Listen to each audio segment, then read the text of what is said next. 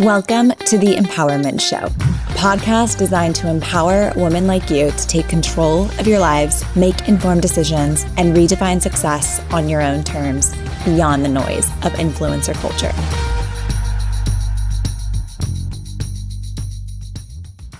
Alrighty. Welcome back, everyone, to the EmpowHERment Show. Today, we have a guest named Lynsey with us today. And Lynsey and I actually grew up together in Sacramento. My dad remodeled her family home, which is how I know pretty much everybody in my life. And I grew up, living down the street from Lynsey. And she has a really incredible story to tell you all today. We're going to be digging into the topic of rare diseases. So you might not know this, but rare diseases affect about 1 in 10 Americans, so about 30 million people in our country. And there's over 10,000 of them. And they are very under-researched, misunderstood. And we're going to be talking about all those diseases today. So one thing that we want to wrap around this conversation too is that as a lot of you, especially if you use these things, you're probably seeing online all kinds of content that is being peddled by Make America Healthy Again movement. There's a lot of influencers out there that are putting out ideas or even advice that is not medically founded whatsoever. And a lot of the onus is being placed upon Americans to deal with whatever sorts of health struggles or issues they're facing every day. And so we're going to talk about how that's frankly bullshit and how you can stay on top of this rhetoric and really break it down and find the truth amidst it all. So with that, I'm going to kick it over to Lynsey to tell a bit about her story, why she's here today, and then we'll dive in. So thanks again for being here, Lynsey. Of course. Thanks, Maddie. And no, great to be here. I'm very honored. I've been following your podcast, so it's really fun to be on it and love a good Sacramento connection. I think most of my life, my best connections are from my childhood and from Sacramento. Same. Yeah. So no, like you said, Maddie, I think I'm really excited about this topic of rare diseases because the name is certainly misleading. They're not actually that rare. Right. And I, had the really just common experience of being born with a rare disease. And I was born with a rare disease called arthrogryposis. It's a rare bone disease. But I had also the very common experience of being born with a rare disease with an unaffected twin sister. So it's really common that we see rare diseases in twins, mostly because you have a comparison buddy, right? When you arrive into the world, you have two babies, and if one is not healthy and one is, you get to really focus on the one that is not healthy in terms of you can tell right away that something is wrong. And that's just, that time is incredibly important because otherwise there's just the norm with rare disease is you arrive in this world, your parents have no idea you have a rare disease, the doctor doesn't know you have a rare disease, and the average time to diagnosis is actually 5 years, which is really common. But I was really lucky that with my twin sister, I arrived, we had shared the same environment. And so they immediately knew it was genetic. And, I just had the phenomenal experience of growing up in a research hospital. By the time I was 15 years old, my team of doctors had figured out an exploratory treatment that could work. And in my case, my bone disease just means that all of my joints are bent and fixed. So, if you think of my neck was bent, my arms were bent, my legs were bent, my feet were clubbed, but in two different ways just to keep my doctors on their toes. But, I got really lucky. I had a ton of treatments that didn't work. But when I was 15 years old, my doctors straightened my legs for the first time. And I've been walking upright ever since. And so, I get to benefit from medical innovation. And that's really driven my career ever since. I work in healthcare policy now. I have my master's in public policy from the London School of Economics, got to work in Parliament in the UK, and then went the think tank route and was working at the World Economic Forum's think tank in San Francisco, leading their rare disease policy. And now I am at a pediatric therapeutics company leading their government affairs. I got involved in health policy because I experienced the benefits of good policy and what can happen when you're able to get access to medical innovation. And that's really what I want to see happen for every kiddo affected by rare disease. Yeah, I love that. I remember growing up with you, Lynsey, and you always, every time I saw you, you had a smile. You're just such a positive person. And I remember actually one night my dad came home from your guys' house very late because he was remodeling it and probably, working into the wee hours of the morning. And I was still up doing homework and I was complaining about something. And I don't think I've ever told you this, but I was complaining about something very minuscule. And you had just gone through that treatment when you said you were 15. Yeah. Yeah. So I would have been like 13 because I'm a little bit younger than you. And I was just being a typical 13-year-old brat. And my dad just like drilled it into me. He was like, if Lynsey Chediak can go through everything she's gone and go through it with a smile, my love, you can too. Oh, that's so sweet. It was a permanent moment. Yeah. As a kid. Cause it like really like just checked me, So yeah, thank you for shedding such positive light. So yeah, the disease you were born with and have, conquered in many ways, is one of over 10,000 rare diseases in the United States. 95% of them, when I was doing some research on this, 95% of rare diseases don't have FDA approved treatments. So I'd love to dig into the treatment that worked for you and how that came about. And, I think there were multiple iterations of that treatment. I don't think it was like successful necessarily first try, which it's typically not that way. But I think, we're focused on women at this podcast. And I think what a lot of people forget is that over 80% of caregivers in the United States are women. And so these diseases impact so many of the women listening to this. As you said, like they're not truly rare diseases, but unfortunately right now, we're at the forefront as women of driving policy change and research funding and community support. And all of those are under attack with the current political environment. So this is really important in helping our listeners understand the landscape so they can take control of their health and financial decisions around their health is critical. Let's dig in. Tell us more about, arthrogryposis, how they identified it in you, what kinds of therapies and treatments you had to experience. And don't hold back in terms of how difficult it was. You're a very positive person, but it was not an easy journey, right? No. And I mean, I can just tell you guys right now, I just had another knee surgery on Monday. So it continues. Yeah, it continues. It's not, a one and done. And, I think the critical thing to think about here is these are treatments. They're not cures. So the disease, does not go away just because you get the mobility you want. Or, I always joke with my physical therapists and my doctors, my baseline for me is awesome now. I think if, I compared it to my twin sister, who's actually a marathon runner, she experienced she's incredibly athletic, super gifted. And it's so impressive. She'd run the Boston Marathon a bunch of way. If she had my baseline, I'm sure she'd be like, what in the world? This is not how I, would want my quality of life to be. But for me, it has been this momentum and this getting better and better and better every year, which is what I think leads to that, positivity and just, it is getting medical innovations getting better each year. So that's been great for me. But, to your point, Maddie, I think, about women and just empowerment. I mean, you are told when you are born with a rare disease, because there's no treatment, to essentially go home and wait and see. I've had so many doctors to give me that exact phrase, wait and see.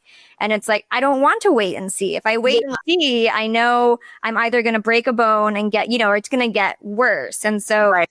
To back up to my they call it the diagnostic odyssey in the rare disease world, there's so many babies, because 80% of rare diseases are caused by a single gene change in utero in development. And so in my case, neither one of my parents, of course, has this rare bone disease. There was just one gene that we know about now. We didn't know about it in the 90s, but luckily it is, identified now.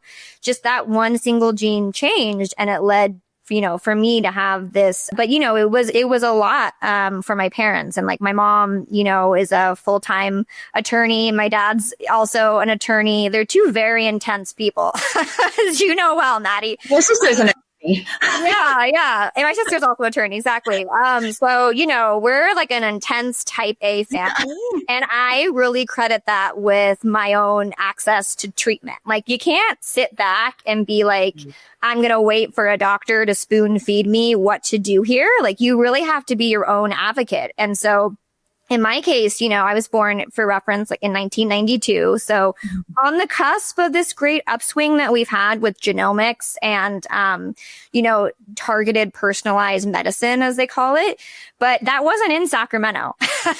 So my parents flew me to Scottish Rite in Texas every quarter, like every 2 to 3 months until I was 5 years old, just trying to get access to surgeries. In my case, my club feet were what we wanted to, they were just worried. Like if your feet are clubbed and bent and you obviously can't use them. And I couldn't crawl. I couldn't, my dad always jokes in a very positive way. I was a blob, like I couldn't move on my own because everything was just like bent and fixed. And, you can't just, you can't move your joints is essentially what arthrogryposis. I have excess fibers in every joint in my body that causes them to be really, really stiff, essentially. But I got really lucky. At Scottish Rite, for one, they did a bunch of surgeries really early on that were super helpful. So I was in foot casts in both legs, for the first 2 to 3 years of my life. And they really got my feet straight and unclubbed, for lack of a better phrase. But I don't know how they did it because I had I have my twin sister at home. They have full-time careers and I really credit my mom, she's a really powerful woman and she somehow managed to fly me to Texas, and also just the expense. Like you have a new family. I know they just bought a house right before I was born. They did it somehow. But when I was 5 years old, my doctor told my mom that Dr. Carol was moving to Sacramento, of all places, which is just like the biggest in the entire world, because a great hospital system called Shriners Children's Hospital was opening in Sacramento. Oh my gosh, it was Shriners. Yeah. So I love Shriners. Yeah. Okay. So Shriners is, an incredible research children's hospital. They don't charge you. They take in anybody. The Sacramento location specializes in anything orthopedic and rare and burns. Those are sort of their two buckets. And so for me, that was the key to success. I was right in their backyard. You got to show up a lot to get a doctor to take you seriously. And my mom and my dad, of course, too, being these, again, like intense attorneys, I'm sure, convinced Shriners to host a research symposium on me. And so, my key, I was maybe 5 or 6 years old, and I just remember being on stage at the hospital auditorium in a bathing suit with 20 doctors in the audience. And I kept telling them, I want to walk. I want to be able to move. I was hunched over and, I used a walker, and I would, around that age, you start to look in the mirror, and I realized I don't look like my sister. I feel like I feel normal because this is all I've ever known in my body, but I know that I can't move. And I should mention too, the issue with these bone diseases is neurologically, I'm a normal kid. I'm a, pretty extroverted, outgoing kid. And I can't tell you how many times I had people think that I was intellectually unable to communicate, or, you just see someone with a disability and you can assume a lot.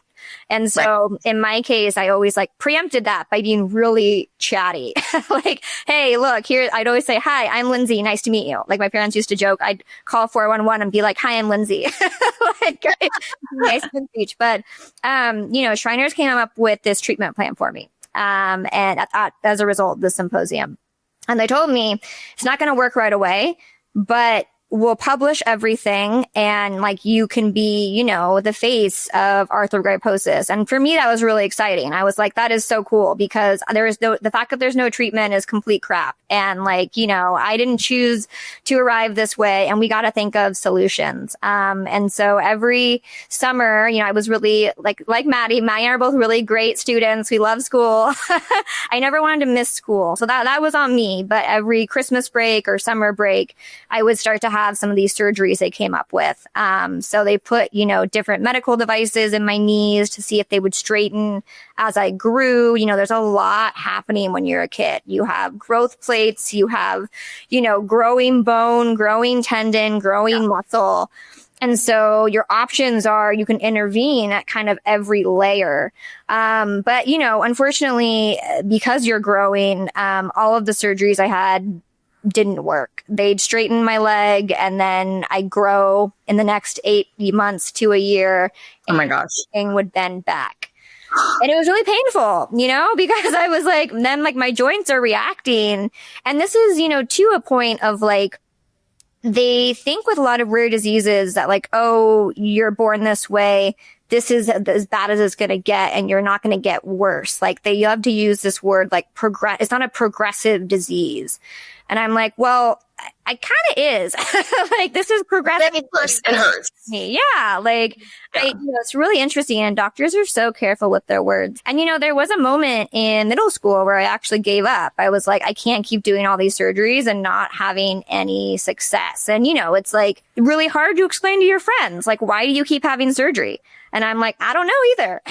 Like, why do I keep having surgery? Who knows? I had this vision that it was going to work and it's not. And, I think the social pressure for me was really hard because I don't have the answers of about my rare disease either. Like when people would ask me like, oh, did you get in a car accident? And I would be like, no. Like, what do you mean? Like, people are trying to place you. Yeah. Right? They're trying to figure out like what's going on here. But then it's like hard as a kid because I'm like, I don't know what's going on here. And one thing, other people who had the same condition?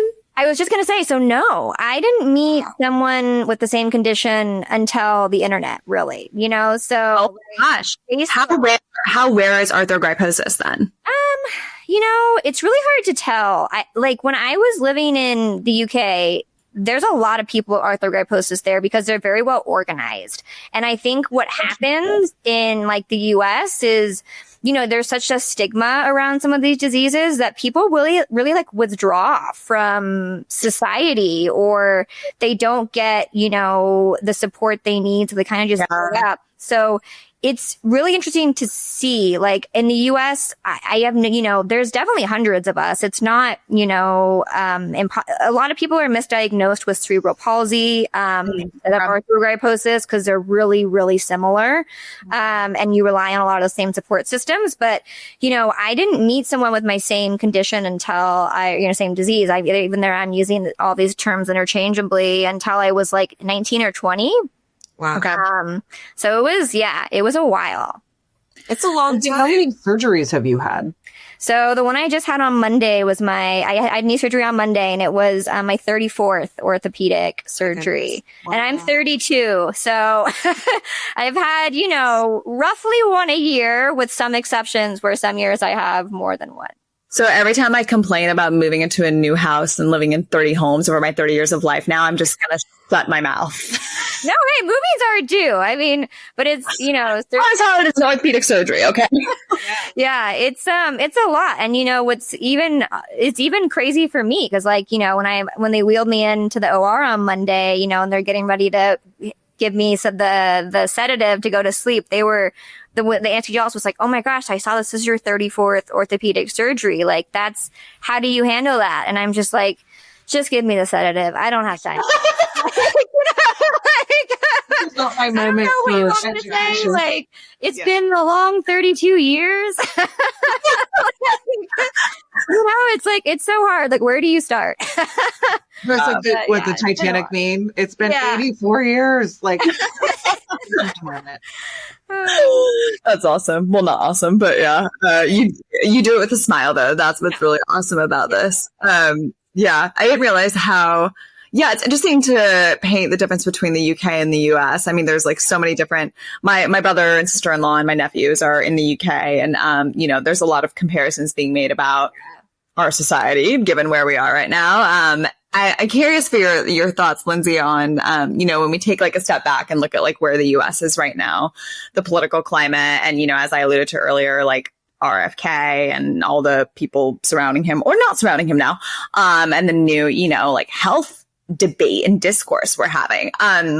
Something that I'm seeing on TikTok and, social media a lot are, like these influencers who are talking about like how diagnoses, like everybody's getting diagnosed with autism or whatever disease or disorder there is, and how there must be something wrong with our food system or the chemicals in our bodies or, whatever it might be. And they're blaming all these issues without addressing the fact that we don't have the health infrastructure to actually deal with these issues. And I do think two things can be true at once. Like, could some of our food system and other, factors be contributing to these things?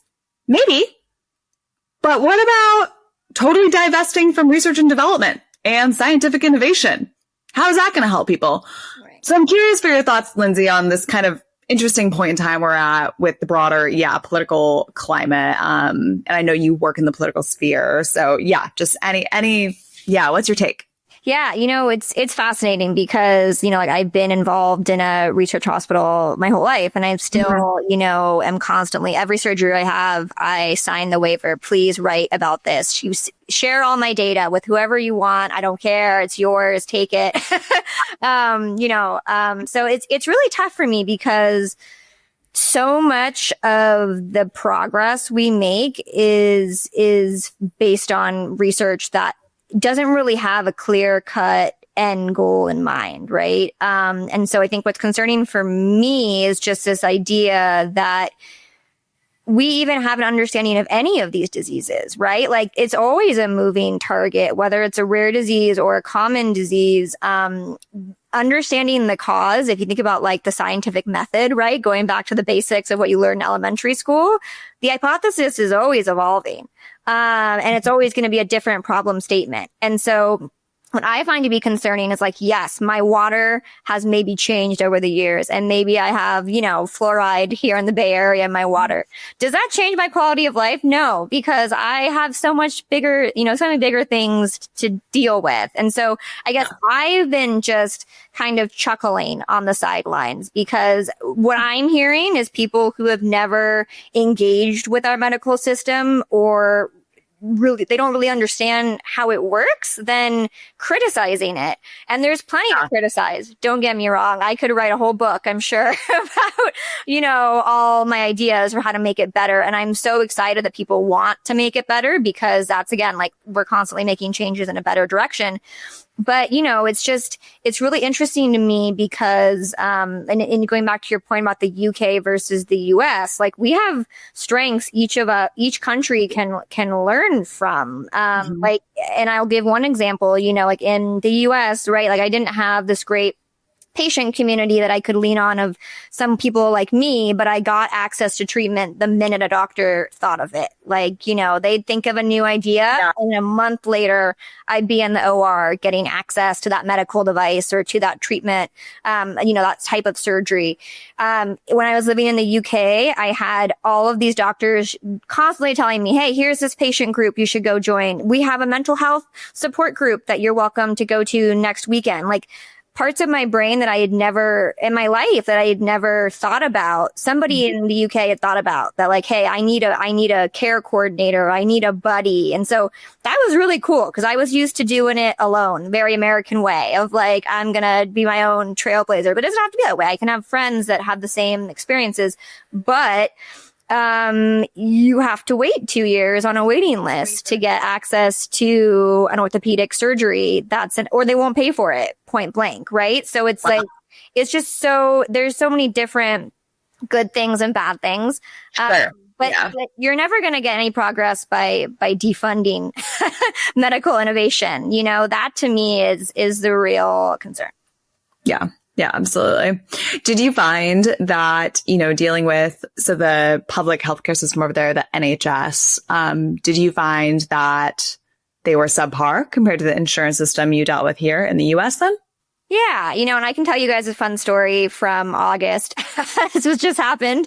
I was actually, I go back to London all the time. I love traveling and in going to the UK especially. And I was in London on vacation with my husband, and I actually slipped in the bathroom, which is usually for somebody is nothing, right? You just with some water, you're fine. You have a bruise. But I slipped and my whole shin instantly swelled up. and really, really bad. And the hotel called the doctor, and I had this doctor come to my room, and he felt around, and he's like, oh, it feels fine. It's probably like a sprain. And he wrapped it in an ACE bandage wrap and was like, okay, like, you can get into the NHS in a week. Here's like, here's your information, and we'll see you in a week to see how you're doing. Well, in the meantime, I knew something was wrong. 48 hours later, I still couldn't feel my shin or move or stand. And I was like, this is my first rodeo. It seemed really bad. And I sent a photo via text message to my doctor, my orthopedic surgeon in New York City. And he was like, I can just tell from the photo. Yeah, it's broken. That's terrible. You got to get over here right now. And like, who would ever tell you that that's fine? That's awful. And I literally, in an ACE bandage wrap, got on a plane from London to New York City. Yeah. With my calf like dangling. And, he got me in with the minute I landed at 10 p.m., 8 a.m., he got me in. We got an x-ray. He confirmed I broke both my tibia and my fibula. Clean break. And it was so bad it required surgery. It was like, you can't get a cast. This needs to be reset. And he put me in a temporary cast, and then, 24 hours later, I was in surgery.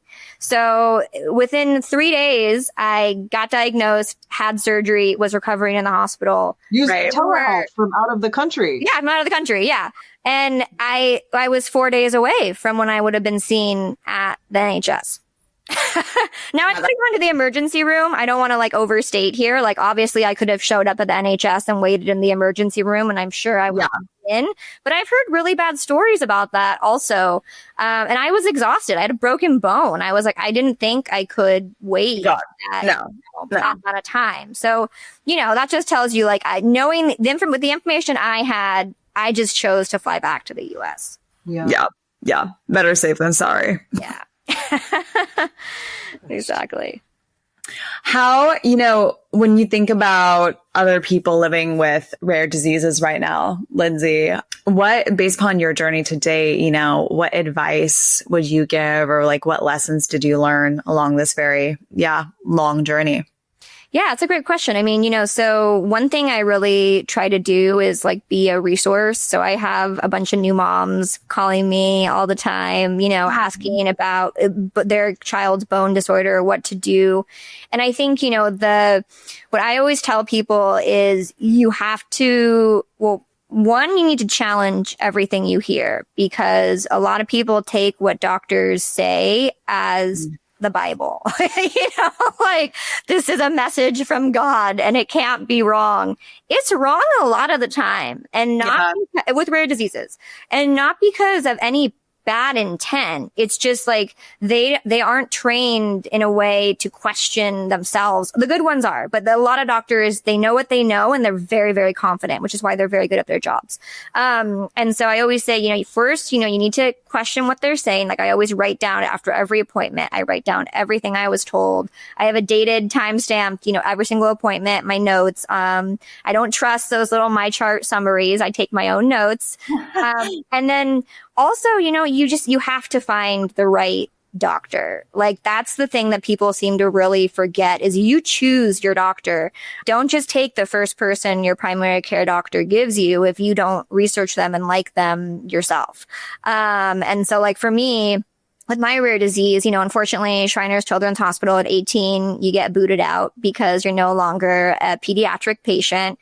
And I have a whole team of doctors now across the US that I found. I go to Cedars-Sinai for my feet in LA. I go to New York City to the hospital for special surgery for my knees, and then I go to UCSF here in San Francisco for my spine. And that's just based on how did you even cobble that together? And to ask a really crude question, like, how do you pay for that? Because that's like a lot of care, and it's really expensive. Well, I'll answer your second question first, because it's actually so it's a short answer, honestly, to how to pay for it. So, luckily, I mean, through my job, I just automatically always pick the best insurance plan, the plan where you can see any provider you want. Yes, the most coverage. And I'm just very lucky that, as I work in the Bay Area, companies here have insanely good health plans. And so when I go to New York or Cedar, or LA for Cedars-Sinai, both those hospitals are actually in network for me, which is thank God. blessing. But I do check that before I check things. Yeah, that's what I do. Look up all these things. You can, before you ever sign up for a health plan, you can call that health plan up and say, hey, like, which hospitals are in network for you? Which hospitals are out of network? I do have very high out of network coverage as well. But to your point, it's very expensive. And, one of my friends that has a different, rare bone disease, she had me for a year try to track what I spent, and I can't do it anymore because it's too much. It's like, it is a lot of my income. But, I always tell my husband, I'm married, so I have someone that unfortunately has to bear the cost with me. But I always tell him, like, it's just the cost of being alive for me, like, I've been doing it my whole life. Like, I have physical therapy that I pay for out of pocket, and then I have the flights and the airfare, to see these specialists. But it's a lot. But Dan, is your other question on how I find all these people? It's actually in medical journals. So, I am really lucky that I have a lot of friends with PhDs now, and they have access to, like in college, it's incredible. You have access to like every single medical journal for free. And I did not take advantage of that when I didn't appreciate that at the moment, but now I just use friends who do have access to all those publications, to just, FaceTime with me, share your screen, let's dig in. So it's just a lot of research. Yeah, I was going to say, I think that speaks to, like, you mentioned the community piece in the UK, which I think, for certain conditions, we do have here in the US, even internationally, just because of the internet, right? Yeah. And I know, I think it's amazing that you're helping moms with their young kids. My brother had a traumatic brain injury when we were young in the 80s. And of course, way, way, way pre internet availability. And our only ability to get connected with other people was we would write classifieds ads and put them in like the New York Times and the Cron and the LA Times. Like, we're dealing with this. We need help to figure out, what to do and how to intervene. And that was really it. And so crazy. Just curious, like, in terms of your network, how much you utilize kind of the digital connectivity and otherwise just in terms of, building community and getting information. Oh yeah, no, it's huge. I mean, I do think, like, I really credit, like, just social networking and the internet with, like, really improving outcomes for so many of us. I met, someone that lives in Ecuador who we have very similar arthrogryposis cases. Like, it's creepy in terms of, like, we almost have identical cases. And I found her on Facebook, like we were in the same support group, and I posted a photo, of my full body. And she was like, oh my gosh, like we have almost identical issues. So it's been huge. But, I think also at the same time, it's really difficult because there's this ongoing tension of those who seek treatment and those who do not. And that's really uncomfortable. Like, I have a lot of people with my bone disease who are in a wheelchair because they didn't have all the surgeries that I've had. And that is totally their choice. Like, having a lot of surgeries is really, really tough. And it was, it's a leap of faith every time. Doesn't always do something great for you. But, it's really uncomfortable for me sometimes to be like, well, I'm really sorry that, we have such about your progress. Yeah. It's like we have very different quality of life experiences. And so that's one faction that I see really across rare diseases. And I think what's really hard is that there are also parents who are really, really afraid to intervene. Yeah. And especially if it's under researched or there's not enough data out there, and you're going to experiment on my baby. Right. 100%. And so that's actually even the other side of the coin is, like, if you grow up with parents who they're really scared, or, I have some friends now where it's like, oh, like, can you go to school? Should you stay at home? Should you not do XYZ? Like, bubble boy type mentality, right? Whereas I think because I had a twin sister, I was like, I want to do what she's doing, like, let me at them. Let me place. I was on a soccer team for like 5 years. I don't know what my parents were thinking. I was like hobbling down. This is at Fair Oaks, Maddie, like the field.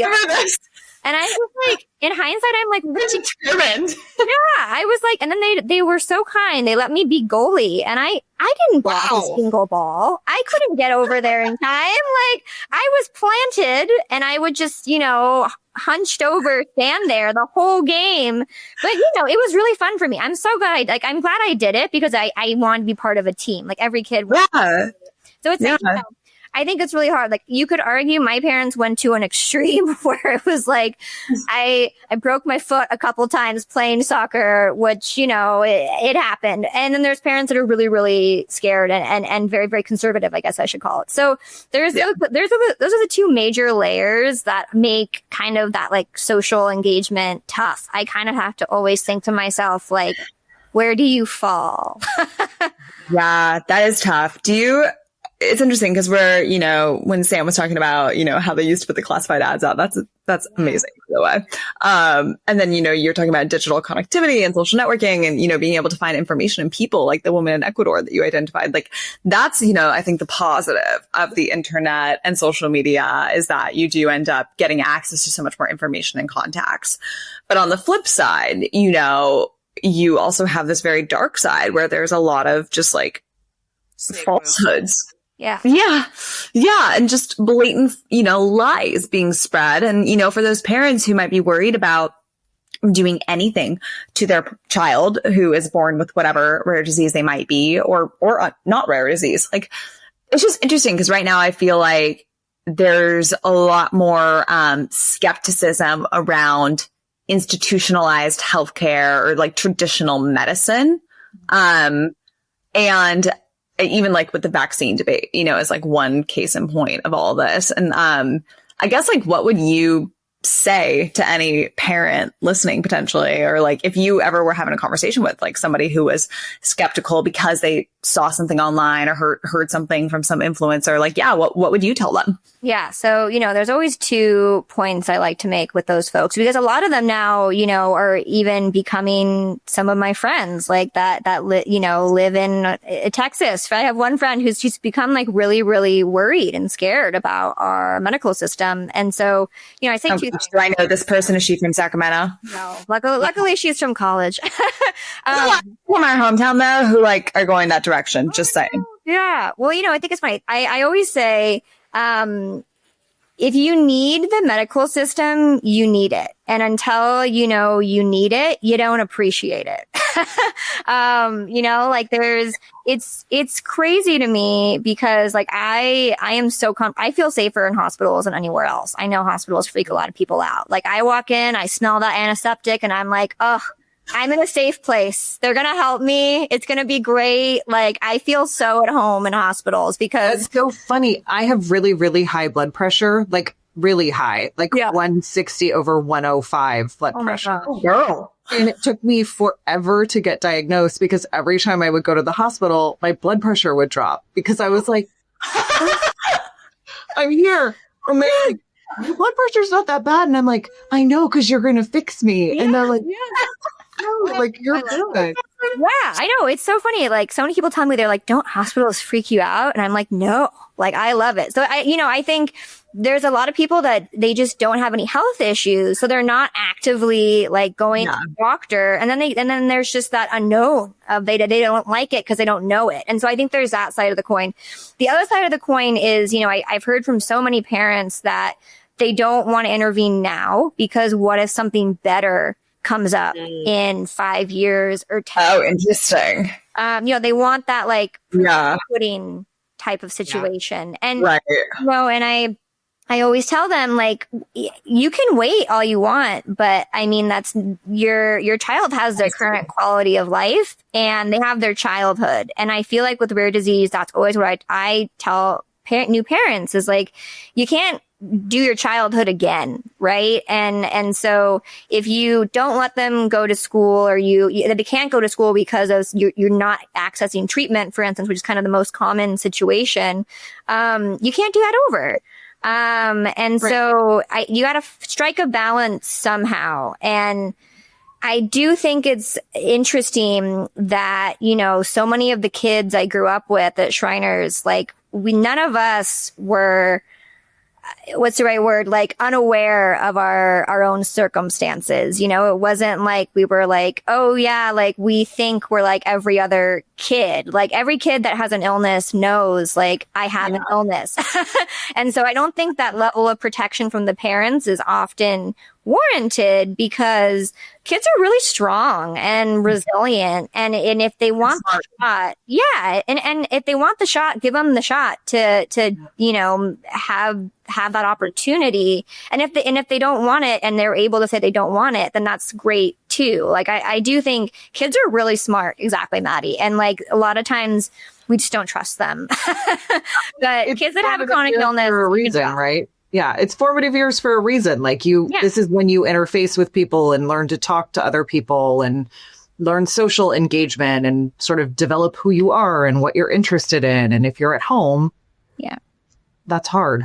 Especially if you're at home with a condition that doesn't even really allow you to have the same outlets as other kids. Like when kids get out of school, you can't even go play with the kids when they're out of school then. Totally. Adama, you just said something actually that reminded me of our conversation, Lynsey, when we were talking about having you on the pod. And I'm not calling you out here, Adama, but you use the term condition. And Lynsey actually told me that she thinks that using that term instead of disease is counterproductive. Can you talk, Lynsey, about why you feel that way? Yeah. So, this is something that is really a hot topic right now in the rare disease space. And it's something that I've been super just fascinated by since I was a kid. So, I can say there's a lot of people that have my rare bone condition, disease, whatever you want to call it, that they don't like to use the word disease. They only say, hey, I have a skeletal condition. Like what a couple of my friends have, they have achondroplasia, which is the most common form of dwarfism. And they say, hey, I have a skeletal condition. And then when I say I have a bone disease, they're like, ugh, like, why are you saying? And it's because I asked a bunch of times because I'm fascinated by this. Like, it's because they, having a disease, there's like a stigma around that. And they claim, this is a condition I was born with. I have it my whole life. It's not going away. And whereas like a disease like cancer, right? You internalize that as, oh, that's a temporary disease. Like there's a cause, you treat it and it goes away, or not sometimes, but it got an endpoint, start point and an endpoint. Yeah.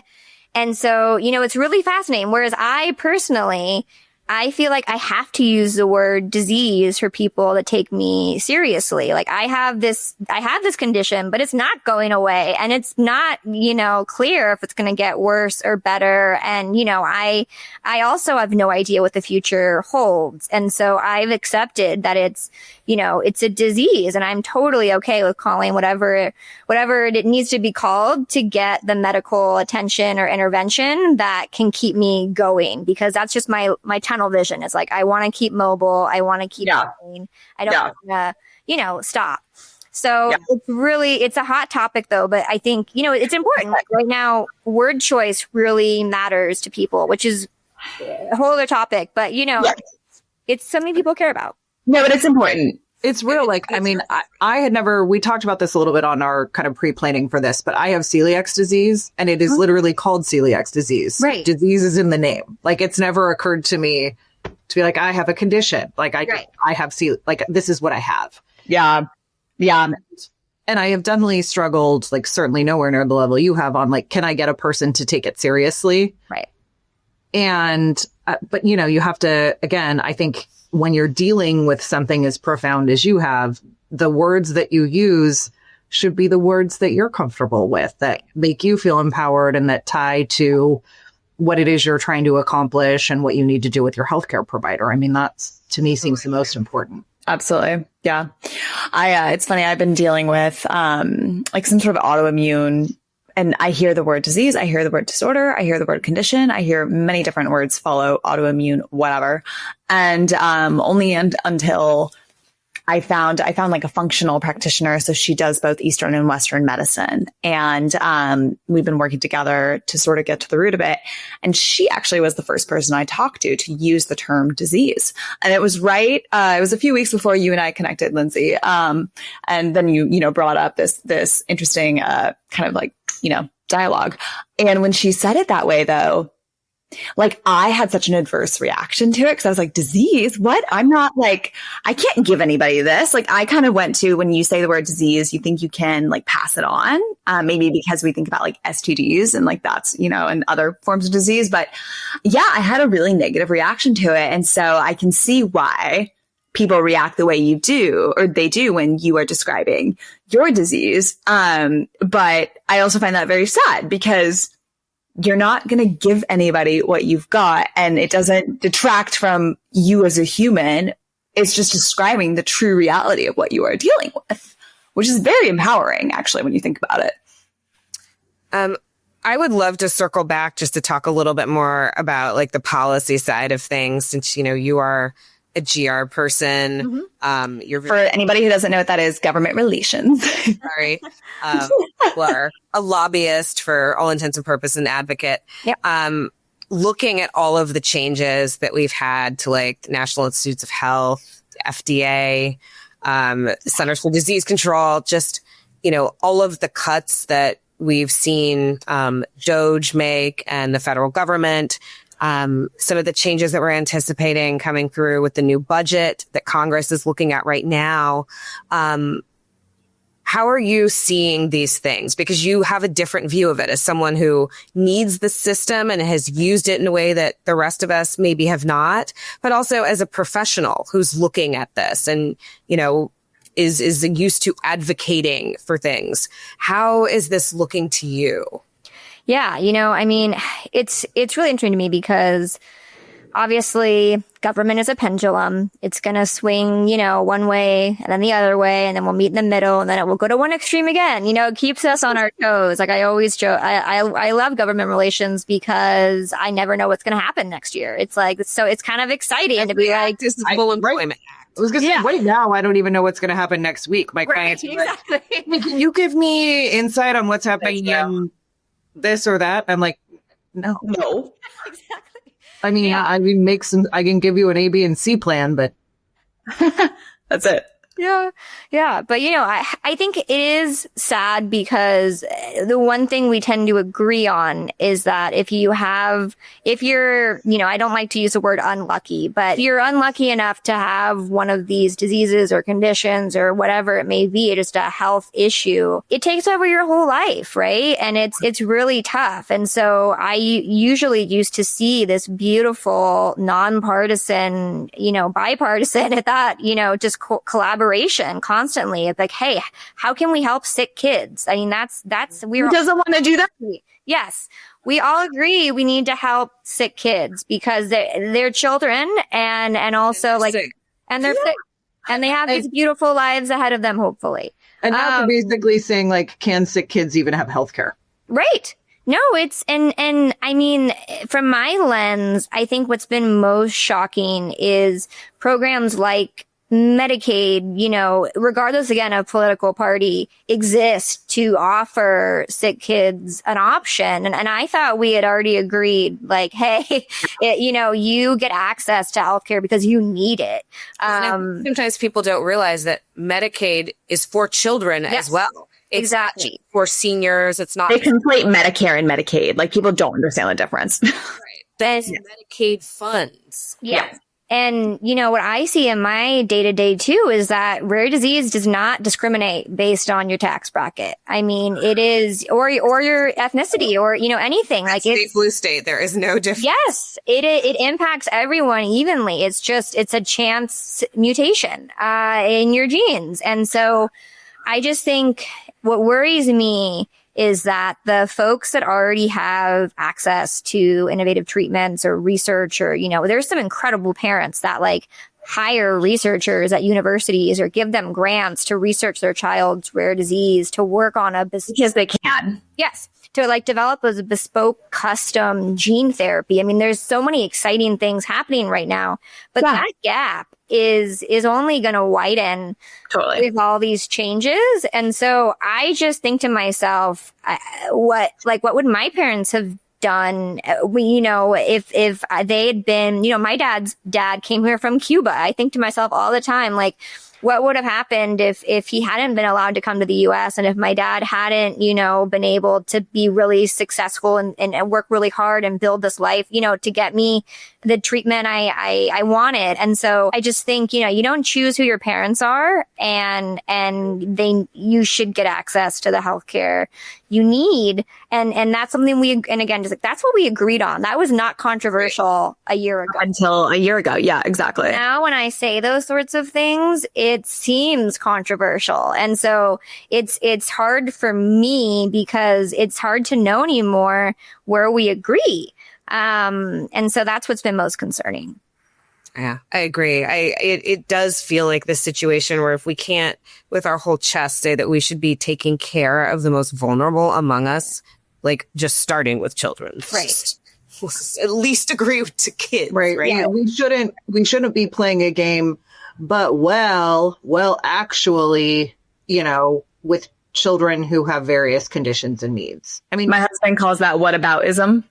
There's always something else or some other constituency or group that you have to please or pander to. It's everything before the but is bullshit, right? And so if we can't unilaterally agree that we take care of people who are ill, and in particular children who have conditions and illnesses, then what are we negotiating? You're not a good faith negotiator to me if that's your starting point. Yeah, absolutely. Yeah. I can't imagine, in this country, if you're think of a single mom has a child now who has some sort of rare disease. I don't know how they would do it. Yeah. Or now it really seems to matter which state are you born in. I think amid all these changes being talked about with the big, beautiful bill, with Congress and, now in the Senate, I just think it's really going to matter. Are you born in Kentucky or are you born in Massachusetts? And I think the outcomes those kids have with their rare diseases and their quality of life, you're going to see the same rare disease in each state have very, very different lives. And that's fair. That shouldn't be the case. We have resources to avoid that. And that just makes me, quite sad.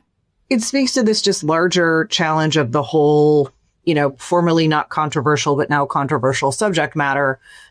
Some of the very same states that are gearing up to make it hard, if not impossible, for children to get screened, for people to understand what's going on, to have access to care, are some of the very same states that are also denying reproductive health care access. So, sorry, you're 14 and you were assaulted, you're going to have a baby. But also, by the way, we're going to provide you no health care, provide you no support. And if something's wrong with your baby, you shouldn't have gotten pregnant, right? I mean, it's just and we're not going to require them to get vaccinated. So it's fine. Right. It's just an extensive array of logical fallacies that it really is going to be state by state. And, you won't know until to your point, when you need healthcare, you need it. This is the ultimate fuck around and find out. And it's with people's lives, and it's with children's lives, and it's with health outcomes, and it's with education, and it's even with fluoride in the water. I mean, it is the path, like you said, Sam, these logical fallacies that just keep building on each other. It's really concerning. Yeah. If you could tell people or kind of give folks some thoughts or a call to action, share resources, we'd love to hear something from someone who's clearly an expert advocate for herself, first and foremost, but also for others. Anything you'd like to share? Sure. Yeah. I mean, I think, there's one program in particular that's very near and dear to my heart, and it's state level newborn screening. And it's been changing a lot recently. And so I would just call attention to the fact that, there is again, like there are successful public health initiatives. I'll just say that. And one of them is newborn screening. So every single baby across the U.S., doesn't matter if you're in the most rural possible hospital or if you're in a metropolitan urban area. When you are born, we all four had it. Like every kid gets a little heel prick. There's a tiny, tiny drop of blood. No, they don't feel it. No, it's not painful. We don't remember it, of course. It's a tiny, tiny amount of blood that you automatically get screened for anywhere from 50 to 60 rare diseases that can kill you in the first year. 10,000. Yes, exactly. Of the 10,000, we've agreed on 50. It's 50 is sort of the floor. That's the federal mandate. Here in California, we actually screen for 60, which is nice. And in Texas, actually, it does a very good job. Texas screens for 55. But it's that heel prick that saves so many lives, because it's diseases where when you look at your baby physically, you have no idea they have this rare disease, and you are sending them home to not make it. And again, this is something we all agreed on in the 70s. We all agreed that should not happen. And it's a very easy screening test. You get the results in 24 to 48 hours. And those are all rare diseases with FDA approved treatments that save the life of that baby. And so I'm just concerned because the advisory committee in the Health and Human Services umbrella that used to oversee that program was recently dissolved by the administration. So in my day job, I used to think, let's get all 10,000 on there, like that's my North Star and what drives me in my current career.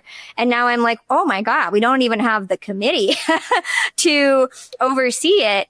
And that goes back. And so I would just encourage people, like, call your state representative, call your national representative. These are programs that matter, that again, we used to agree we would never touch. And now the fact that they're being just eliminated, to me, that gap, like I said, is just going to widen. California is just going to fund it even more. And so if I have a baby, I have no doubt they'll get screened. This is not something that, I think that it's the other side of the coin. It's that, like, if you're born in somewhere else, like, I mean, you won't get, and I dealt with a whole thing this session in Utah. Utah tried to make that newborn screening test opt out, which is not what you want, because there's, again, these fallacies that build on each other, where people think, oh, I don't have this disease. My husband doesn't have this disease. So my child can. Baby won't have disease. And it's like, we have to get past that, because that is the worst thing you can possibly think. So I have a friend who, after her baby was born, that's when she found out that she actually was a carrier for cystic fibrosis. Oh my God. And her husband was as well. Oh gosh.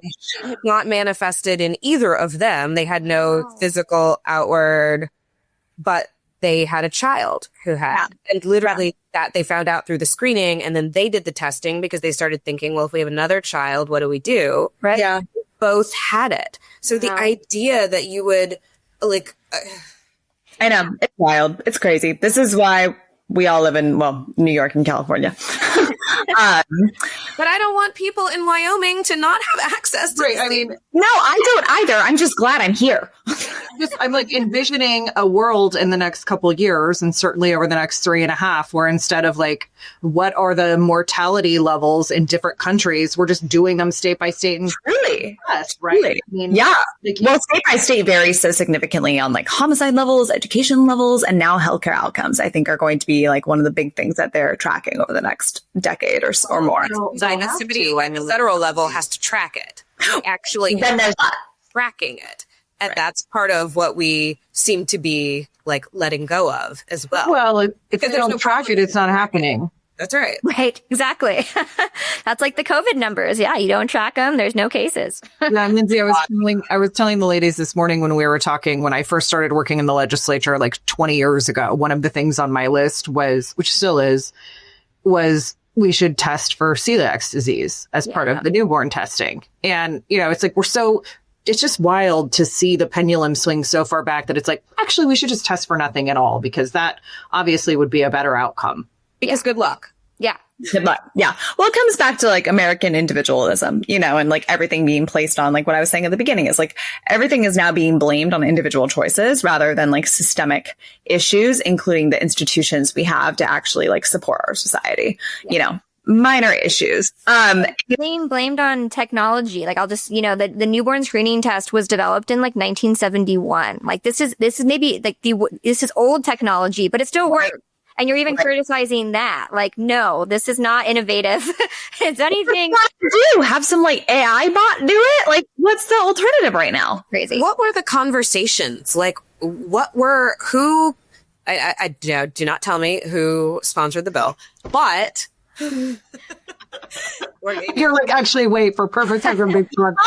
But like later, yes. What was the rationale behind this? I mean, was it cost saving? I mean, like, what was it? No, you might have guessed this, but it's all government privacy, making sure the government doesn't have your data. You don't know how they're using your data. And I am, you know, always basically now leading with, you can only do so much with the tiniest prick of blood. It's not valuable. Like, also, the guy heading Doge had access to all of our data. Oh yeah, no, exactly. It's about that. Yeah. Also, it's a newborn. Right. It's a newborn. There's a record. Yes. There's already a record.